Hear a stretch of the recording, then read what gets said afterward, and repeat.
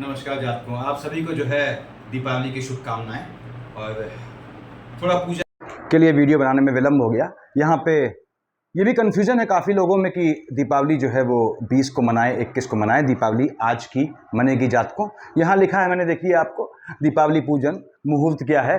कार्तिक मास कृष्ण पक्ष अमावस्या में मनती है। अमावस्या कब की होती है? अमावस्या नाइट की मानी जाती है। ठीक है, तो पहला नियम मान लें कि जब नाइट की अमावस्या होती है जिस दिन, उस दिन जो है आपने दीपावली मनानी चाहिए। उसके बाद, क्योंकि अमावस्या के बाद क्या होता है, आपने कहा प्रतिपदा आएगी। अब यहां प्रतिपदा आएगी तो क्या होता है, प्रतिपदा से वो गुण, वो जो मिलने हैं चीजें, आपको लाभ मिलना है, वो लाभ का योग खत्म हो जाता है प्रभु। इसका रीजन बताऊंगा मैं आप लोगों को। मैंने यहां लिख दिया है, देखिए 3:45 PM से, 20 तारीख की बात कर रहा हूं, आपके 3:45 PM से अमावस्या स्टार्ट होगी। मैं हमेशा कहता हूं कि ये कब तक चलेगी? 5:55 PM 21 तक चलेगी, यानी 21 की शाम के 5:55 तक चलेगी।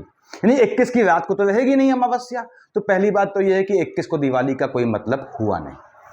3:45 PM से चलेगी ये 20 तारीख को, तो ये नाइट में आपकी अमावस्या होगी, यानी 20 तारीख को आपने पूजन करना है। मैंने यहां लिखा हुआ है, देखिए लक्ष्मी पूजन का टाइम। इसमें एक चीज और समझ लें।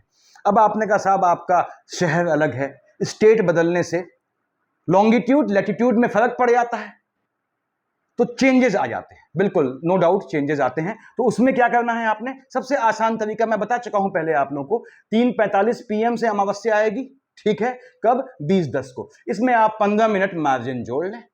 आपने कहा साहब 4 बजे से आएगी, या आपने कहा 4 बजे से शाम को अमावस्या आएगी 20 तारीख को। ऐसे ही 5:55 तक चलेगी, कब? 21 को, 21 आपके अक्टूबर को। तो यहां पे 5:55 से 15 मिनट घटा लें।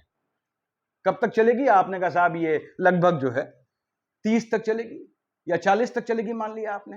तो आपने 5:40 तक लगभग मान लिया कि आपकी अमावस्या रहेगी। अब 5:40 तक अमावस्या है 21 को, तो ऑब्वियसली नाइट में नहीं है। ऐसे ही लक्ष्मी पूजन आपके जो है 20 तारीख को, देखिए 7:08 शाम के, PM लिखा है मैंने, से 8:18 PM तक है।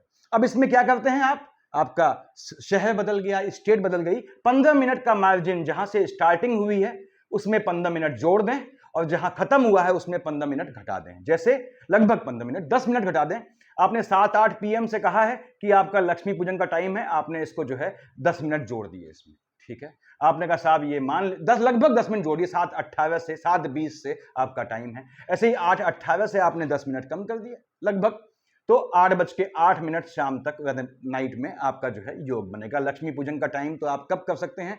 निसंकोच होके, कब? 7:15 से 8:05 के बीच आप निश्चिंत होकर कर सकते हैं। आप हिंदुस्तान में किसी भी कोने में हैं, इससे ज्यादा अंतर नहीं आएगा, लॉन्गिट्यूड लैटिट्यूड कितना भी बदल जाए।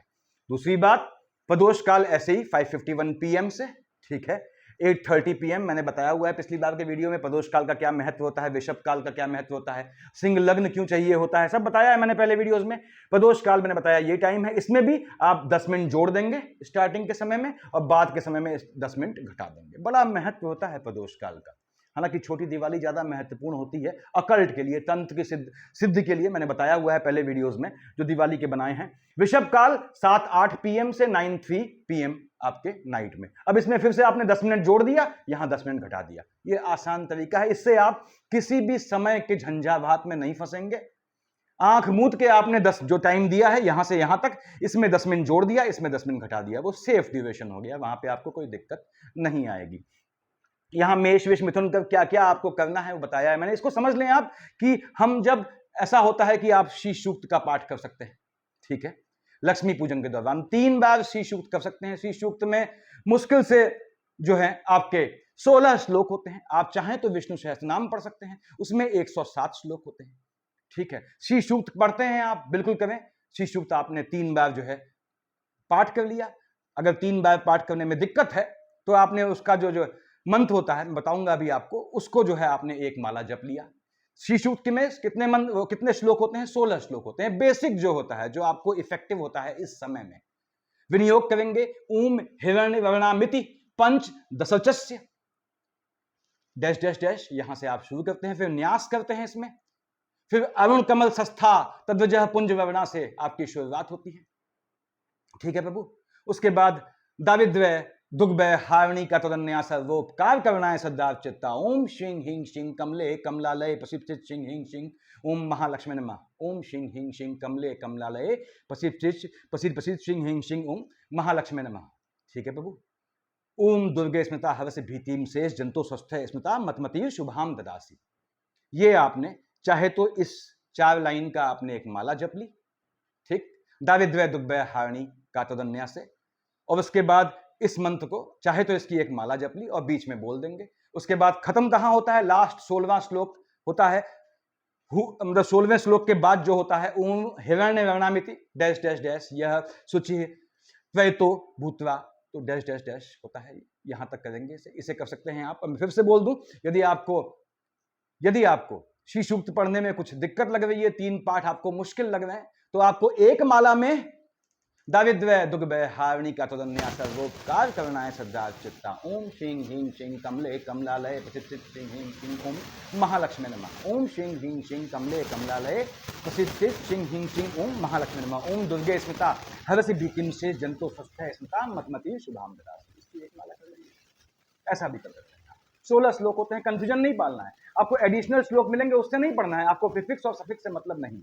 दूसरी बात, विष्णु सहस्त्रनाम की शुरुआत करना चाहते हैं तो आप बिल्कुल कर सकते हैं।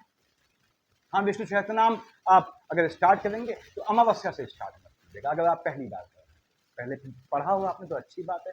विष्णु सहस्त्रनाम में कंफ्यूजन होता है क्योंकि नेट में 24 पन्ने का 40 पन्ने का होता है, इसमें 107 श्लोक होते हैं। देखिए, ओम विश्वम विष्णु वशत्कारो से स्टार्ट होता है ये, और एंडिंग कहाँ होती है? वनमाली गदी शांगी शंखी चक्री चनंद की श्रीमान नारायणो विष्णु वासुदेवो अभिलक्ष्य।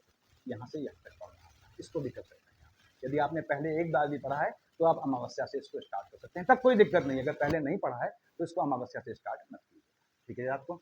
अब यहाँ पे देखिए, जैसा कि बताया मैंने कि आपको क्या है अब, हाँ यस, अब आपने कहा साहब 20 को मन रही दिवाली, कुछ लोग कह रहे हैं 21 को, हम 21 को मनाएंगे। मैंने बताया 21 को प्रतिपदा लग जाएगी आपके। कब लगेगी? यहाँ लिखा है, देखिए आपके 5:55 PM के बाद प्रतिपदा लग गई। अब प्रतिपदा लगी तो जब आप पढ़ते हैं श्री सूक्त तो उसमें एक लाइन आती है, ज्येष्ठ्याम लक्ष्मीम नाश्याम हम, यानी शुद्ध हिंदी में समझाऊं लेमैन की भाषा में तो लक्ष्मी की, माता लक्ष्मी की बड़ी बहन जो है उनका नाश हो। अब इसका मतलब क्या हुआ? तो लक्ष्मी से ज्येष्ठ क्या होती है? अलक्ष्मी होती है, ठीक है, यानी दरिद्रता होती है, गरीबी होती है, पॉवर्टी होती है, उसका नाश हो, वो ज्येष्ठ लक्ष्मी हुई। तो क्या होता है, जब माता लक्ष्मी आती है तो साथ में पीछे ज्येष्ठ लक्ष्मी भी आती है। क्यों मैं ये वीडियो बना रहा हूं, ये समझा रहा हूं आपको, क्यों 20 तारीख को आपको जो है मनाना आवश्यक है दीपावली, इसको समझे आप, पूजन करना आवश्यक है। क्योंकि 21 तारीख को जब प्रतिपदा लग जाएगी तो क्या है, माता लक्ष्मी तो विचरण कर चुकी है, तो उसके बाद प्रभु वो ज्येष्ठ लक्ष्मी विचरण करती है, तो उनको जहां भी पूजन दिखता है वो आ जाता है। इसलिए याद रखिएगा कि आप जो है दीपावली, ये कुछ पूजन होते हैं, जैसे दीपावली पूजन है, मैंने बनाया हुआ वीडियो देखिएगा पहले, इसको करते हैं तो आपने मुहूर्त का बड़ा ध्यान रखना है। उस मुहूर्त में ही माता जो है आपको शीघ्र प्राप्त होने का योग बनाती है, शीघ्र ही आपको धन संपत्ति का योग बनाती है। अब वो मुहूर्त निकल गया तो उसके बाद उनकी बड़ी बहन चलती है, इसलिए 21 तारीख को आप अवॉइड कीजिएगा, क्योंकि ज्येष्ठ लक्ष्मी आ जाएगी, दरिद्रता ले आएगी, तो जीवन में दिक्कतें आ जाएंगी आपके। ये आपको क्लियर हो गया होगा। मैं देखिए आपको बिल्कुल लेमैन की भाषा में बता रहा हूं। अब यहां पे दूसरी बात, आपने कहा पूजन में सामान्य चीज क्या होती है, ठीक है, खील बताशे होते ही हैं, ठीक है, अक्षत अवॉइड किया जाता है लेकिन कुछ लग्नों में अलाउड होता है, लिखा है मैंने यहां। कुमकुम, पीला चंदन बोलिए, ठीक है, ये सब चीजें चल जाती हैं। और ये ऐसी जो है अमावस्या होती है जब आप विष्णु हरि को टीका लगा सकते हैं, अक्षत लगा सकते हैं, इसको ध्यान रखिएगा। मैंने बताया हुआ है 3 ऐसी अमावस्या। तो अब यहाँ पे आपने क्या करना है, क्या चीज चाहिए एसेंशियल? पहली बात तो ये है, आप प्रसाद लाते हैं, दुकान से लाते हैं, अच्छी बात है, लेकिन घर में जो आपकी गृहिणी है, ठीक है, चाहे आपकी माता हो चाहे पत्नी हो, उनके हाथ से थोड़ा सा आपने पूरे टाइप के बना, ऐसा कर सकती है। या गणेश जी को प्रसन्न करने वाला कोई भी चीज आपने बनाई, चाहे मोदक बनाए चाहे कुछ बनाए, वो आप, ठीक। पंचामृत स्वाभाविक होता है, पंचामृत बना देंगे, बहुत बेहतर है। उसके बाद खील बताशे, फिर साथ में जो खिलौने आते हैं आप देखते होंगे। खिलौने क्या है? वो मन के जो है उत्साह का, उल्लास का प्रतीक है। प्रभु श्री राम के वापसी पे उल्लास का प्रतीक है, तो वो आपने जो है उसमें सिंबॉलिक होता है, ऐसा नहीं कि आप 5 किलो ले आए, आप जो है 100 ग्राम 250 ग्राम जितने भी अपनी कैपेसिटी के हिसाब से ला सकते हैं। चांदी का सिक्का एसेंशियल होता है, किसमें बिल्कुल मैंडेटरी है, मैंने यहाँ लिखा है, अभी बता दूंगा आप लोगों को, तो चांदी का सिक्का जो है वो होना चाहिए। अगर आपके पास गोल्ड है तो जो भी बहनें जो हैं, विवाहित बहनें हैं, कोई भी जो पूजन करती हैं लक्ष्मी पूजन, हमेशा जो है वो दुल्हन की तरह श्रृंगार तो नहीं कहूँगा, लेकिन जो है वो गोल्ड की ज्वेलरीज पहने, ठीक है।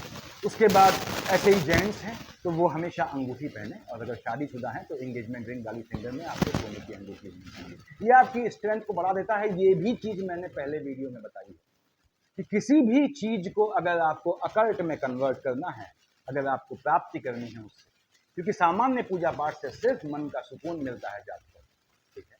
अगर उससे लाभ प्राप्त करना है तो उसे अकल्ट के हिसाब से करना है। अकल्ट का मतलब ये नहीं कि आप तांत्रिक जाप कर रहे हैं, अकल्ट मतलब आपको स्ट्रांग होके कुछ नियमों को फॉलो करते हुए करना है। तो मैं यहाँ बात कर रहा था क्या क्या चीज़ें चाहिए, कील बताशे, ये सामान्य चीज़ हो गई आपकी। सोना भी सामान्य हो गया, देखिए चांदी भी जो है आपने जो है सिक्के चांदी के रखे जिसमें माता की लक्ष्मी की जो है फोटो होती है, मिल जाते हैं दुकानों में आसानी से, ऐसा रखें। उसके बाद अब यहाँ पे आते हैं हम आपके लग्न में। आपने कहा साहब ये मेष लग्न है मान लीजिए, तो यहाँ 1 लिखा है। कौन से खाने महत्वपूर्ण हैं आपके लिए महालक्ष्मी पूजन पे? पहली बात तो यह है कार्य क्षेत्र महत्वपूर्ण है, ठीक। अब काम धंधा महत्वपूर्ण है, भाग्य वाला खाना महत्वपूर्ण है, लाभ वाला खाना महत्वपूर्ण है, धन की सेविंग हो वो खाना महत्वपूर्ण है, ठीक है। 12th हाउस वीक होगा, ज्यादा बेहतर रहेगा। अब आप खुद सोचिए, भाग्य और लाभ आपका मजबूत हो गया और धन की सेविंग मजबूत हो गई, तो जातकों एक खाने को मैं हटा देता हूं। देखिए इसका मतलब कर्म क्षेत्र से कोई मतलब नहीं रहा, सीधी सी बात है।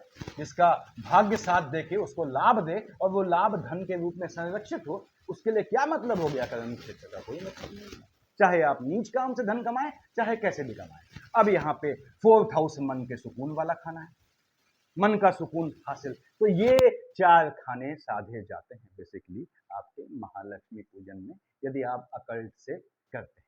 अब मैं इन 3 खानों की बात कर रहा हूं। देखिए आपने कहा साहब भाग्य, लाभ और सेविंग, धन, ठीक है।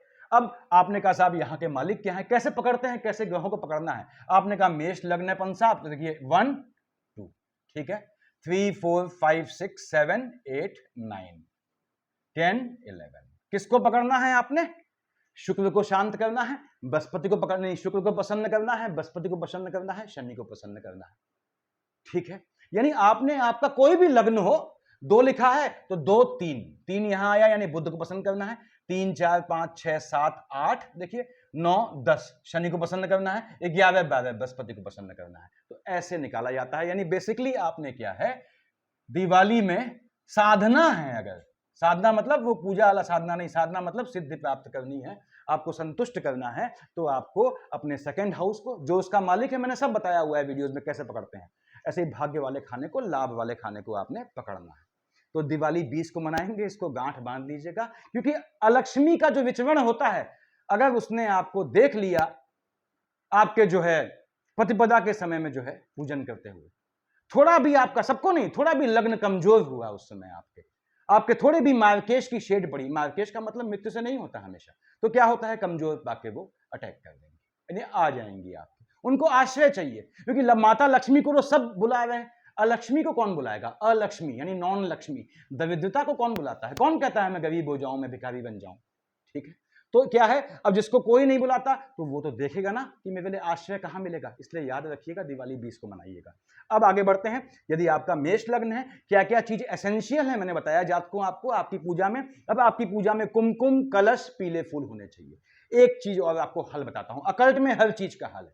आपने कहा पंसाब में ऐसी जगह रहता हूं जहां सब लोग 21 को दिवाली मना रहे हैं, कोई दिक्कत नहीं। उसका तरीका क्या होता है, ये मैंने पहले बताया हुआ है वीडियोज में आपको, क्योंकि यहां अक्सर कंफ्यूजन रहता है कि आदमी दिवाली और होली के टाइम में जो है थोड़ा मतभेद रहता है, पंचांगों का मतभेद कहें या ब्राह्मणों का, वो अलग बात है। हालांकि हर ब्राह्मण जो है, हर पंडित जो है अपनी योग्यता के हिसाब से सही जानकारी देने की कोशिश करता है, उसमें कंफ्यूजन हो तो वो अलग बात है। तो मैं कह रहा था कि यदि आपको 21 को करना होता है तो क्या करना है, छोटी दिवाली की रात को या आज आपने कलश रख देना है, स्थापित कर देना है कलश, दिया जला देना है आपको, याद रखिएगा, जो जलता रहे बुझे ना फिर। उस स्थिति में आप दोष हर जाता है, किसका? अलक्ष्मी का, ज्येष्ठा लक्ष्मी का, तब आप 21 को मना सकते हैं। अदरवाइज 21 को जो है विधिक रूप से तो नहीं कहूंगा, ये शास्त्रोक्त विधि से 21 को वो उचित नहीं है, 20 को ज्यादा बेहतर है, लेकिन 21 को कर सकते हैं, उसका रास्ता बता दिया मैंने आपको। तो मेष लग्न के जातक हैं, सामान्य चीजें क्या चाहिए मैंने बताया शुरुआत में, खील बतासे, थोड़े खिलौने, ठीक है, ये सब आपको जो है ये याद रखें, सिंबॉलिक होता है। ऐसा नहीं कि आप इतनी खील ले आए ना, इतनी सी खील, इतने से बतासे आपके 100 ग्राम, ठीक है, अपने हिसाब से, बच्चे ज्यादा हैं तो ले आइए आपके घर में। अब आप शुगर के पेशेंट हैं तो क्या करेंगे उसका। उसके बाद ये साथ में मेष लग्न वालों को कुमकुम होना चाहिए पूजा में, कलश जरूर लगाना चाहिए, इनको याद रखिए, और पीले फूल से इनकी पूजा जो है वो फाइनलाइज होती है। ऐसे ही वृष लग्न वालों को लक्ष्मी यंत्र अगर मिल जाए, मेष लग्न वालों में याद रखिए कुबेर का यंत्र भी काम करता है, लक्ष्मी यंत्र मिल जाए, रंगोली सजानी चाहिए। अगर वृष लग्न वाले जातक के बच्चे हैं तो बच्चों को सिखाएं थोड़ा सा, ये रंगली बेटियां हैं आपकी, जो भी हैं बेटियों को सिखाएं हल्का सा रंगोली और सिंदूर। अगर रंगोली लगाने के लिए कोई नहीं है तो याद रखिए वृष लग्न वालों या तुला लग्न वालों, यदि आप अपने घर के बाहर लाइट लगाते हैं तो कम से कम किसी प्रोफेशनल को बुलाते हैं मान लीजिए, तो उससे बेहतर है एक लाइट स्वयं भी लगाएं अपने हाथ से, तो उसका भी असर मिलता है। तो वृष लग्न वालों को लक्ष्मी यंत्र, रंगोली और सिंदूर ये उपस्थित होना चाहिए पूजा के समय माता के सामने। मिथुन वालों को आम के पत्ते, चांदी के सिक्के, अब चांदी के सिक्के तो कॉमन है सबके लिए, मैंने बताया, लेकिन फिर भी इनके लिए बंधन हो जाता है कि मिथुन को आम के पत्ते और चांदी के सिक्के वहां पूजन में रखने हैं। कर्क वालों को चांदी, चाहे चांदी किसी फॉर्म में हो, सिक्के तो रखने ही रखने हैं। पंचामृत और चावल अक्षत एक थाल में रखे जाते हैं, ठीक है। उसके बाद सिंह लग्न वालों को अपने पूजा के सामान्य चीजों के अलावा बता रहा हूं यहां मैं, सोना, सुवर्ण रखना है, ठीक है। अब सोने का सिक्का हो आपके पास, ना हो तो सोना पहना ही हुआ है आपने, और पीतल का कलश रखना होता है आपको पूजा में, यानी आपकी जो है माता लक्ष्मी के पूजन में। कन्या लग्न वालों को आम के पत्ते और लक्ष्मी गणेश के वस्त्र रखने आवश्यक होते हैं, वो लक्ष्मी गणेश के वस्त्र बाद में ब्राह्मण को दे दें, जो चावल है उसको भी बाद में ब्राह्मण को दान दे दें। तुला लग्न वालों को आपके कुबेर यंत्र, केसर, रंगोली, ये चीजें सूट करती हैं पूजा में। ये आपकी जो आप आध्यात्मिक रूप से जो है माता की पूजा करते हैं उसकी स्ट्रेंथ को शूट कर देता है। देखिए पूजा सब करते हैं, ठीक है, दिवाली में तो लाभ जिसको मिले, कैसे लाभ मिलेगा, जब आप उसको क्लिक करें। मैंने समझाता हूं हमेशा आप लोगों को कि जो है आप एफर्ट करते रहें, अपना भाग्य जो है एक स्विच होता है, जब उसने ईश्वर ने उसे स्विच को ऑन किया आपके, आप उस समय मेहनत कर रहे थे तो आपको मिल जाएगा। तो खैर मैं यहां बात कर रहा हूं वृश्चिक वाले जात को कमल का फूल और कलश अवश्य रखिएगा अपनी पूजा में, इसका असर देखिएगा, आपको साल भर ये आपको दे जाएगा जो मैं बता रहा हूं आप लोग के लिए स्पेशली। धनु में कुमकुम और पंचामृत अवश्य होना चाहिए पूजा की सामान्य सामग्री के अतिरिक्त। मकर में सोना, मिष्ठान, ठीक है, मिष्ठान में घर की गृहिणी जो हो, चाहे माता हो, चाहे पत्नी हो, चाहे बहन हो, उनके हाथ से बना मिष्ठान हो, थोड़ा सा बना दिए सिंबॉलिक, बाकी आप दुकान से ले आए। उसके बाद मिष्ठान, कपूर और मखाने की खीर जो है कैप्रिकॉन्स बहुत सूट करती है, आपको याद रखिएगा महालक्ष्मी के पूजन में। कुंभ लग्न वालों को चावल होना चाहिए थाल में, बताया मैंने, सतनाज भी आपको जो है रखना पड़ता है। उसके बाद मीन लग्न वालों को कुमकुम, चावल, खील रखना पड़ता है, ठीक है, सामान्य जो सामान है सामान्य रूप से उनके अतिरिक्त। उसके बाद गन्ना लाते हैं आप, गन्ने को आप पहले ही छोटी दिवाली में ले आए, उसका भी पूजन करें, उसको भी तिलक लगाए, ठीक है प्रभु। उसके बाद गणेश जी की पूजा से स्टार्टिंग करेंगे। तो यही आप जानना चाहते थे कि दिवाली का मुहूर्त कब है, आप लोग की दिवाली बेहतर हो, दिवाली खूब मनाइए, जम के मनाइए, ठीक है, जम के मनाइए, लेकिन अपनी सुरक्षा देख लीजिए और दूसरे की सुरक्षा भी देखिए। तो आप लोगों को दिवाली मंगलमय हो। धन्यवाद।